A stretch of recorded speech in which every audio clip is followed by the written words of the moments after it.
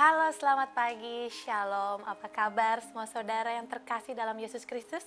Semoga dilimpahi dengan penuh berkat dan kasih dari Bapa di surga. Haleluya. Ya, saat ini saya Francisca Rati kembali menyapa Anda dalam program Saat Teduh. Mari kita awali hari ini dengan merenungkan sejenak firman Tuhan dan berdoa pada Bapa kita di surga. Dan tentunya saya sudah ditemani dengan evangelis kita, Bapak Alex Nanlohi. Halo, shalom Pak Halo, Alex. shalom Siska. Pak Alex, tema hari ini agak berat ya, soal mengampuni. Iya, Nah, ini berdasarkan kita ambil dari ayat Kolose 3:13. Kolose 3 ayat Ya, 13. tapi biasanya orang lebih mudah untuk menghakimi daripada Daripada mengampuni. mengampuni, Nah, aha. bagaimana sih sebenarnya apa yang mau dikatakan dari firman ini nih, Pak? Iya, ada begitu banyak bagian firman Tuhan yang membahas tentang pengampunan.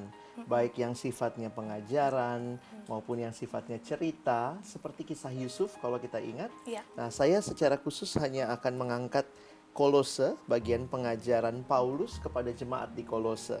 Nah, hal yang menarik yang bisa kita perhatikan di dalam Kolose pasal 3 ayat yang ke-13, itu di dalam perikop ini, judul perikopnya adalah manusia baru.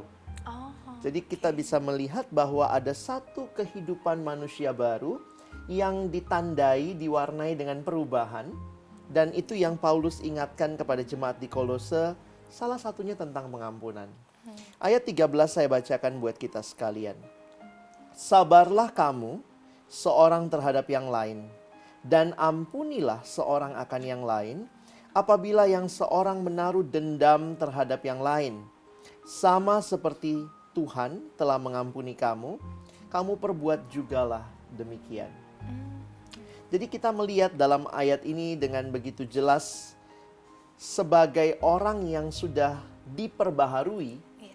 hidup di dalam Kristus, ternyata perubahan itu bukan hanya perubahan dalam diri, tetapi nyata juga dalam relasi dengan sesama.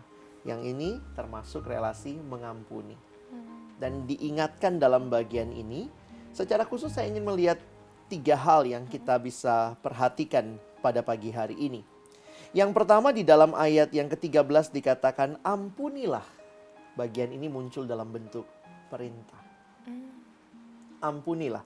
Ini bukan suggestion, Iya. bukan permohonan, tetapi perintah. Ampunilah seorang akan yang lain. Ada relasi di situ.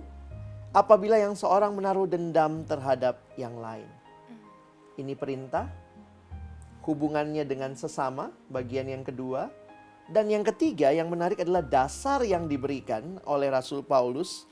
Dia mengatakan bahwa sama seperti Tuhan telah mengampuni kamu, kamu perbuat jugalah demikian. Pengampunan yang Tuhan sudah berikan, ini menjadi dasar untuk kita pun boleh mengampuni sesama. Nah, itu secara prinsip firman Tuhan yang bisa kita angkat pada pagi hari ini. Sepertinya kalau dari ayat itu perintahnya udah jelas gitu Sudah ya. jelas. Mengampuni. Siap. Tapi sayangnya kalau kita praktekkan, diterapkan di kehidupan sehari-hari, berat sekali ya Pak ya untuk mengampuni gitu. Karena setiap orang ya itu tadi, lebih gampang untuk menilai Menghakimi, orang. menilai begitu ya. Gimana tuh Pak? Hal yang penting untuk kita ingat bahwa hidup dalam dunia ini, kita hidup di dalam relasi. Sehingga karena kita hidup di dalam relasi, mau tidak mau, ada saat-saatnya gesekan-gesekan itu terjadi. Entah kita yang mungkin melakukan kesalahan, atau di sisi lain orang lain yang melakukan kesalahan terhadap kita. Dan ada satu kalimat yang menarik untuk direnungkan, sebenarnya yang mungkin kita sakiti, atau yang pernah kita sakiti, itu biasanya orang yang dekat dengan kita, betul? Betul. Misalnya jangan bilang lah disakiti oleh presiden Uruguay misalnya, wah terlalu jauh dari kita. Tapi dalam relasi suami, istri, anak, orang tua, relasi teman kerja, ada saat-saat di mana gesekan itu terjadi.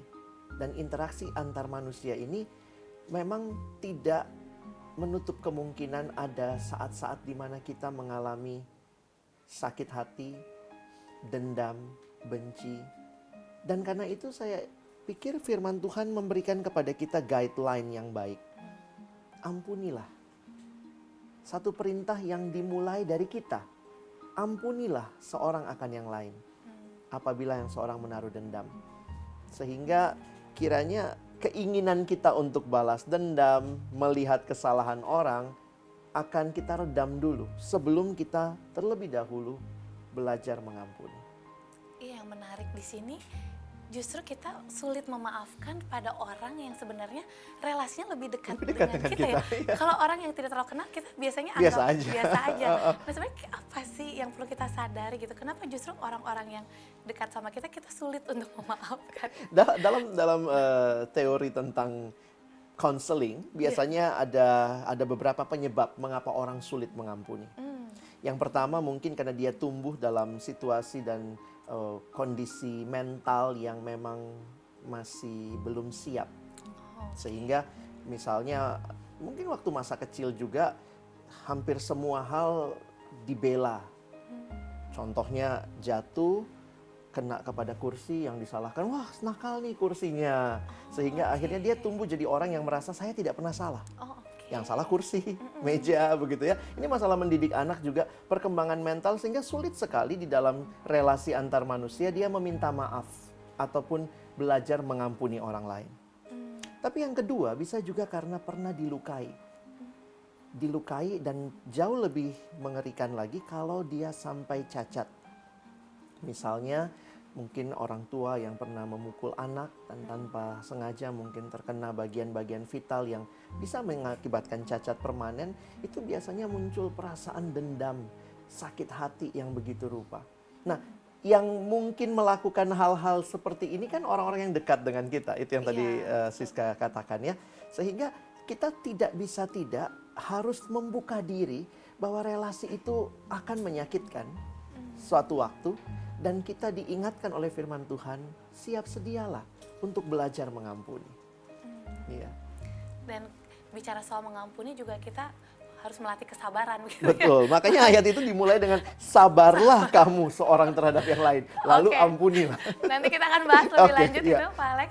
Dan pemirsa jangan kemana-mana, kita akan kembali lagi di Saat Teduh, jalani hari dengan Yesus Kristus.